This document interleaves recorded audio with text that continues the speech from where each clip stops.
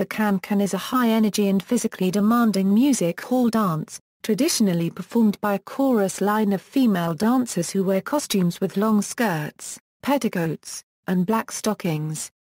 The main features of the dance are the lifting and manipulation of the skirts, with high kicking and suggestive, provocative body movements.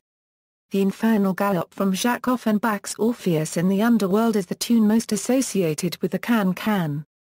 There is a related men's dance done to the same music that involves high kicks, split jumps, cartwheels, backflips. Origins. The can-can first appeared in the working-class ballrooms of Montparnasse in Paris in around 1830. It was a more lively version of the galop, a dance in quick two-quarters time, which often featured as the final figure in the quadrille. The can-can was, therefore, originally a dance for couples, who indulged in high kicks and other gestures with arms and legs. It is thought that they were influenced by the antics of a popular entertainer of the 1820s, Charles Mazurier, who was well known for his acrobatic performances, which included the grander copyright cart or jump splits, later a popular feature of the can-can. At this time, and throughout most of the 19th century in France, the dance was also known as the charrette. Both words are French, can-can meaning tittle-tattle, or scandal, hence a scandalous dance, while charrette meant noise, or uproar. The dance did cause something of a scandal, and for a while, there were attempts to repress it. Occasionally people dancing the can-can were arrested, but it was never officially banned, as is sometimes claimed. Throughout the 1830s, it was often groups of men, particularly students, who caused the most outrage by dancing the can-can at public dance halls. However, the 2014 Encyclopaedia Britannica states that the actual origin of the can-can is either French or Algerian. As performers of the can-can became more skilled and adventurous, it gradually developed a parallel existence as entertainment, alongside the participatory form, although it was still very much a dance for individuals and not yet performed on stage by a chorus line. A few men became can-can stars in the 1840s to 1861, and an all-male group known as the Quadrille des Clodoches performed the dance in London in 1870.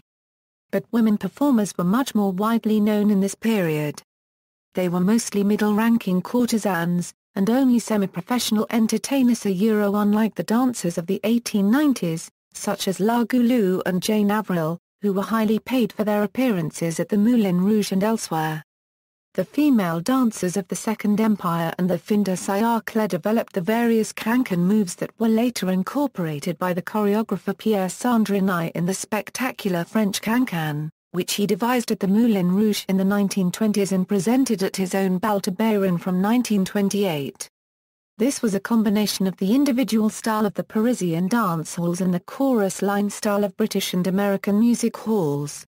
The popularity of the can-can was long-lived, spanning half a century, but by the 1890s the can-can was out of style in New York dance halls, having been replaced by the ribald hoochie-coochie, a dance made popular in the 1893 World's Columbian Exposition.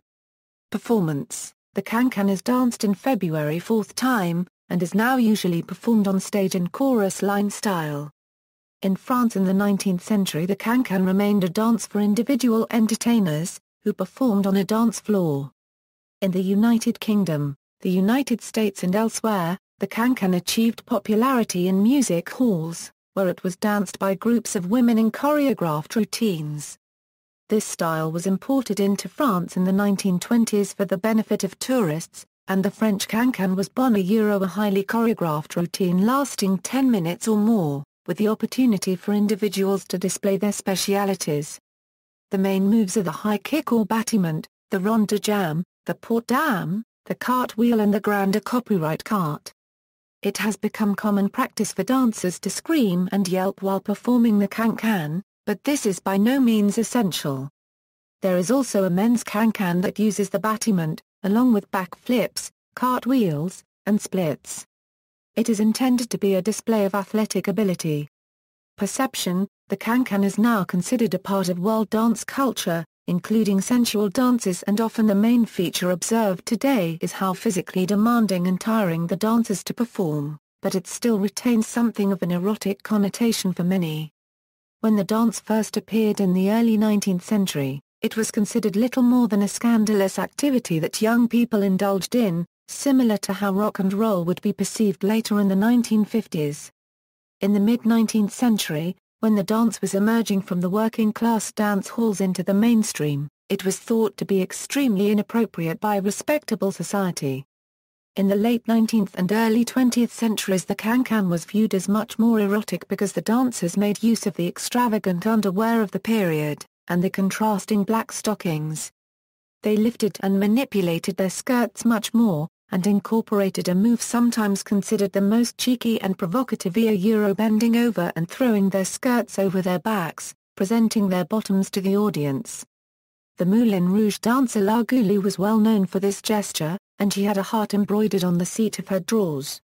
A can-can dancer would sometimes stand very close to a man, and bet that she could take off his hat without using her hands.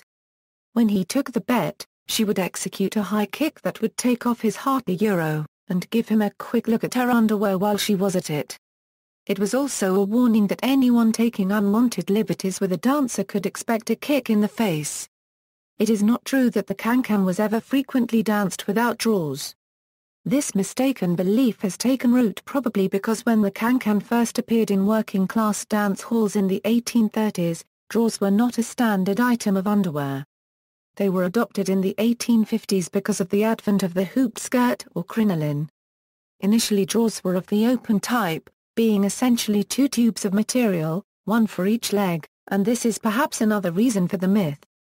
However, the Moulin Rouge management did not permit dancers to perform in such revealing garments. Early editions of the Oxford Companion to Music defined the can-can as a boisterous and latterly indecorous dance of the quadrille order, exploited in Paris for the benefit of such British and American tourists as will pay well to be well shocked. Its exact nature is unknown to anyone connected with this companion. In art, many composers have written music for the can-can. The most famous music is French composer Jacques Offenbach's Galop Infernal and Orpheus in the Underworld. Other examples occur in Franz Lear's The Merry Widow and Cole Porter's musical play Can-Can, which in turn formed the basis for the 1960 musical film Can-Can starring Frank Sinatra and Shirley MacLaine. Some other songs that have become associated with the can-can include Khachaturian Sabre Dance and the music hall standard Ta-Ra-Ra Boom Di.